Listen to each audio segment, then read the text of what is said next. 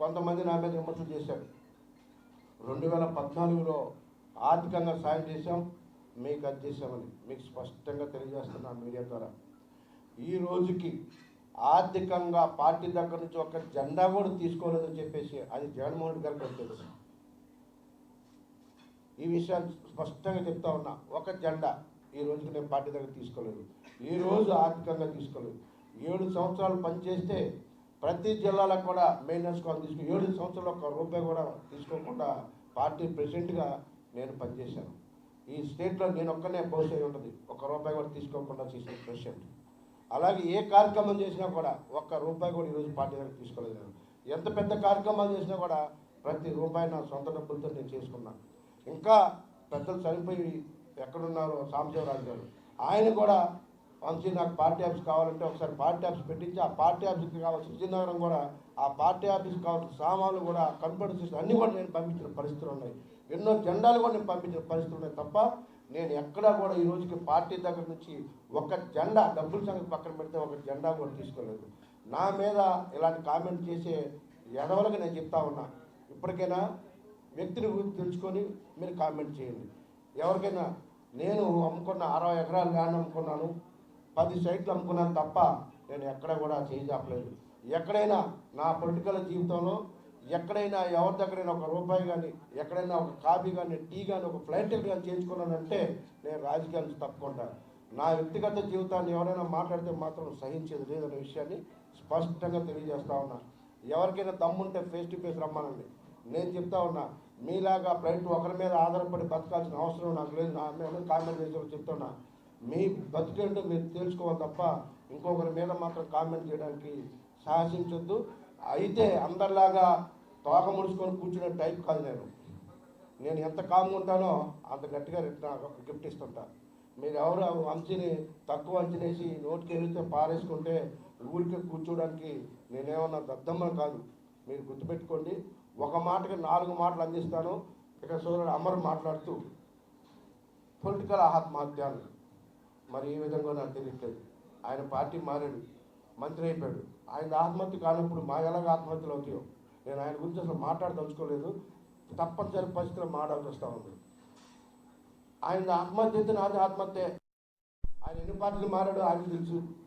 మరి ఆయన ఆత్మహత్య కానప్పుడు మా ఎలాగ ఆత్మహత్యలు అవుతున్నాయి. మరి 2 సార్లు ఓడిపోయాడు.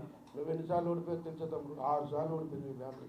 నువ్వు 2 సార్లు ఓడిపోయి 2 సార్లు ఓడిపోయినా ఎమ్మెల్సీ ఇచ్చాడు. దానం చేయలేదు, కోట్లు ఖర్చు పెట్టా. నీకంటే ముందు పార్టీలో ఉన్నా, నా జీవితం త్యాగం చేశా. రోడ్ల మీద పడుకున్నాం, రోడ్ల మీద దొల్లడం, సిటీ మొత్తం తిరిగాం, జిల్లా మొత్తం తిరిగాను, జిల్లా మొత్తం ప్రెస్ మీట్లు పెట్టా, జిల్లా మొత్తం మీటింగ్లు పెట్టా, జిల్లా మొత్తం ఖర్చు పెట్టా, 2 జిల్లాలకు పెట్టా. ఎక్కడ బై ఎలక్షన్ అయితే అక్కడికి వెళ్ళి ఖర్చు పెట్టా, ఆర్థికంగా సపోర్ట్ చేశా. నువ్వేం చేసి మంత్రి అయ్యావు? వచ్చి జాక్పాట్ కొట్టావు. నువ్వు కూడా మాట్లాడితే జనాలు నవ్వుకుంటున్నారు. ఇప్పుడు మాట్లాడక అంత రాగు. నువ్వు మాట్లాడితే నవ్వుతాడు. నువ్వు కూడా మాట్లాడితే అర్థం ఉంది. అసలు నువ్వు ఎక్కడ పోటీ చేస్తావు? స్టార్టింగ్ పోటీ చేయి. నువ్వు పరిశ్రమల మంత్రి, ఐటీ మంత్రి కదా, నువ్వు ఎక్కడ పోటీ చేస్తావు ఫస్ట్ అది చెప్పు చాలు. నువ్వు అది గెలువు. ఆత్మహత్య తెలుస్తుంది. ఎలక్షన్ రిజల్ట్ తర్వాత ఎవరితో ఆత్మహత్య ఎవరితో హత్య కరెక్ట్ క్లారిటీ వస్తుంది. అప్పుడు మాట్లాడుకుందాం మనందరం. మరి వాళ్ళని తిట్టండి, రాక్షసులను తిట్టండి. సిగ్గు లేదా మీకు నా గురించి మాట్లాడడానికి? సోషల్ మీడియాలో పోస్టులు పెడతారా నా మీద? సిగ్గుందా మీకు ఒక్కొక్కరికి? యాదవల్లారా, కామెంట్కి భయపడ్డాం. దేనికి నేను భయపడ్డాం? మీరు నా వ్యక్తిత్వం గురించి తెలియదు మీకు. మీరు ఏదో భయపిస్తే భయపడడానికి నేనే పిల్లిని కాదు. గుర్తుపెట్టుకోండి. మీరు చేసిన పాపాలు, మీరు చేసిన విధానాలు ఈ రాష్ట్రంలో ఎవరు చేయరు. ఒక్కటి, ఉత్తరాంధ్ర తిరుగుతాం, రాష్ట్రం అంతా తిరుగుతాను. నాకు తెలిసిన వాళ్ళు, నా అభిమానులు, మా బీసీ సోదరులు, మా ఎస్టీ సోదరులు ఎక్కడెక్కడున్నారో ప్రతి చోట కూడా తిరుగుతాం. మీకు జనసేన తెలుగుదేశం ఉమ్మడికి ఓటు వేసే విధంగా మేము మా రిక్వెస్ట్ చేస్తా. నా శక్తి వంచన లేకుండా పనిచేస్తా, నా శక్తి వంచన లేకుండా పనిచేస్తా. పార్టీ బలోపేతానికి ఆహ్వానిస్తా. నేను ఇలాంటి రెట్టింపు పనిచేస్తా. వైఎస్ఆర్ కాంగ్రెస్ పార్టీ కంటే కూడా జనసేన పార్టీ టాప్గా ఉంది విశాఖపట్నం అనే విధంగా నేను పనిచేస్తా. ఖచ్చితంగా పొజిషన్లోకి తీసుకొస్తా. ఎలక్షన్ ముందు కల్లా మీకు ఆ పొజిషన్ ఇస్తా. ఎలక్షన్ నాటికి వైఎస్ఆర్ కాంగ్రెస్ పార్టీ ఉత్తరాంధ్ర ఖాళీ చేస్తా. ఛాలెంజ్ చేస్తా ఉన్నా. నన్ను టచ్ చేస్తూ ఉన్నారు.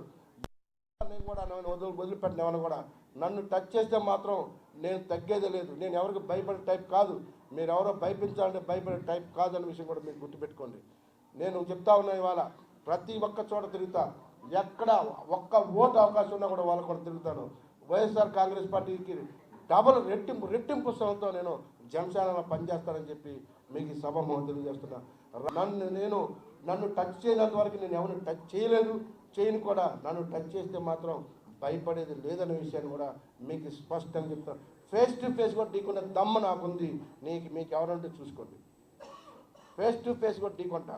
ఎవరికైనా దమ్ముంటే ఛాలెంజ్ చేస్తా ఉన్నా. మీకు ఎవరికైనా నేను ఛాలెంజ్ చేస్తా ఉన్నా. నేను ఎవరికి భయపడను. నేను రాజీనామా చేయాలి అడిగే వాళ్ళకి అంత నీతిమంతులు అయితే ఇక్కడ వాసుపల్లి గణేష్ కుమార్ ఉన్నారు. ఆ నీతిమంతులు చేయమనండి. ప్రజారాజ్యం పార్టీ జోన్ తీసుకుంటారు. ఆ నీతిమంతులు చేయించండి. ఆ నీతిమంతులు అంతా చేస్తే 5 నిమిషాలు నేను చేస్తాను. ఆ నీతిమంతులు చేయించమని ముందు ఆ అడిగే నీతిమంతుల్ని చేయిస్తే నేను 2 నిమిషాలు చేస్తాను. మీరు ఏ విధంగా అయితే సీఎం కావాలనుకున్నారో మీతో పాటు మేము ఎమ్మెల్యేలు అవ్వాలని వచ్చాం. ఇంకోటి మేము అందరిలాగా నాకేం వద్దు, మీరు సీఎం అయితే చాలు అందరిలాగా నేను అబద్ధాలు కూడా చెప్పలేను. మీరు సీఎం అవ్వాలి, మేము ఎమ్మెల్యేలు అవ్వాలి. ఆ కోరికతో వచ్చాను తప్ప నేను దొంగ మాటలు అందరిలాగా యాక్టివ్ నాకు సీట్ ఇచ్చినా ఇవ్వకపోయినా పర్వాలేదు, కార్యకర్తగా పనిచేస్తారు. కార్యకర్తగా పనిచేసే వాళ్ళు ఎందుకు పార్టీలు మారాలి? ఏ పార్టీలో ఉండేవాళ్ళు మీరు? ఆ పార్టీలో కార్యకర్తలు చేయొచ్చు కదా. ఇప్పుడు ఎందుకు పార్టీలు మారారు? మళ్ళీ మారుతున్నారండి అందరూ.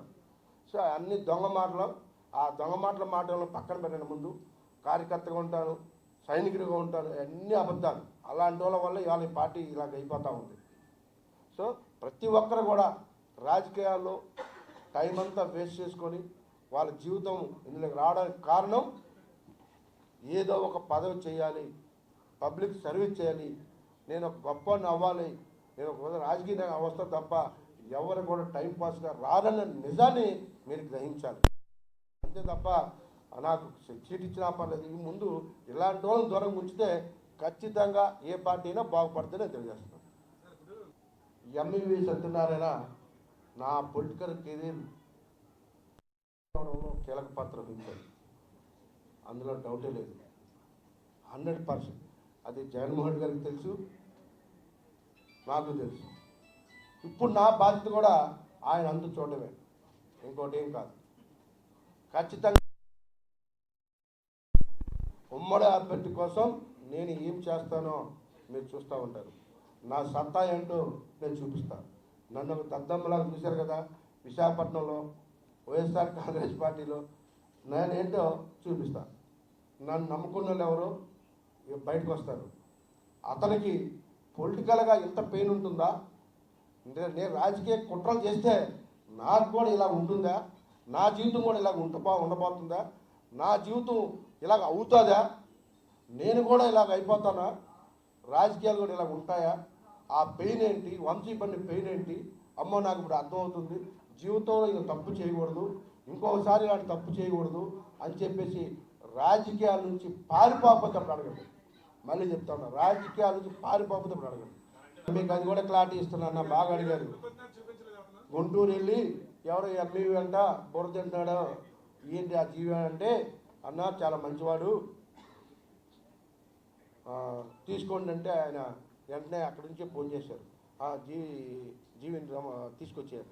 సో నేను కూడా అలాగ అనుకున్నా. అందరి దగ్గర కొంత ఖర్చు పెడితే అన్నా నీ దగ్గర డబల్ ఖర్చు పెడతాను అన్నాడు. అబ్బా చాలా మంచివాడు అనుకున్నా. తీరా ఇక్కడికి వచ్చే జాయిన్ అయిన రోజు నుంచి కుట్రే నా మీద. సాక్షాత్తు సీఎం గారు చెప్పారు నాకు, మేము ఈవిడని జాయిన్ చేయించాం, ఆయనేమో నేను మార్చమంటే ఏమో నుంచి పట్టుకున్నాడు, నేనేం చేయనబ్బా అన్నాడు. ఓహో అది అర్థమైంది నాకు తర్వాత. ఓహో ఈయనే ఉన్నాడా అని. అదంతా తీసాం బయటికి. తీస్తే మహానుభావుడు ఉన్నాడు మొత్తం డే 1 నుంచి. ఇక్కడేంటి, ఇక్కడ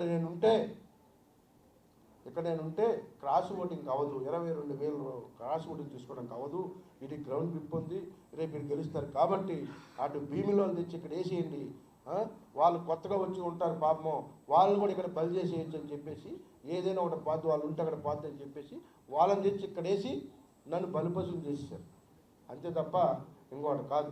ఈ కుట్రలో వాళ్ళకు అక్రమ ఇంజనీర్ గారు తెలిసింది, కుట్ర జరిగింది, నన్ను ఉద్దేశపరంగా తెచ్చి ఇక్కడ పడేశారు, నా జీవితము వంశీ గారికి 2 జీవితాలు తీశారు అని వాళ్ళకు కూడా తెలిసి వాళ్ళ పరిస్థితి కూడా అలాగ ఉంది. పాపం ఇవాళ చాలా ఘోరంగా ఉంది. దానికి కారణం ఎవరు నమ్ముకోండి, ఎవరు మాట్లాడినారు మీరు? ఎప్పుడన్నా పార్టీ జెండా కట్టాడు అయినా అమ్మి అనే వ్యక్తి, పార్టీ కలర్ తెలుసా? విజయం గారు పోటీ చేసినప్పుడు ఏం తిట్టాడు తెలుసా?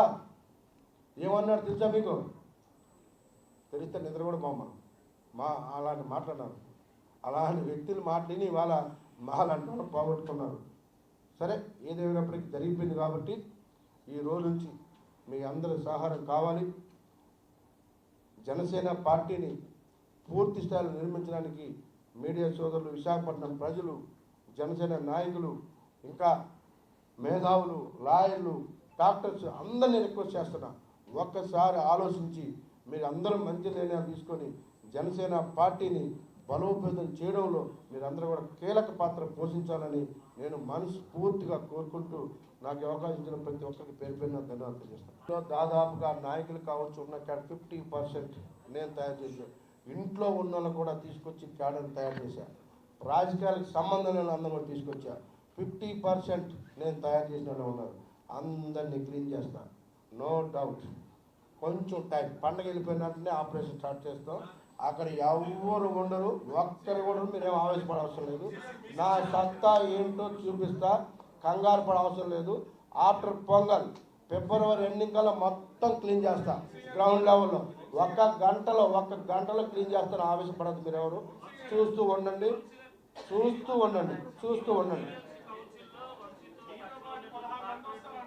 20 మంది కాదు, 30 మంది ఉన్నారు.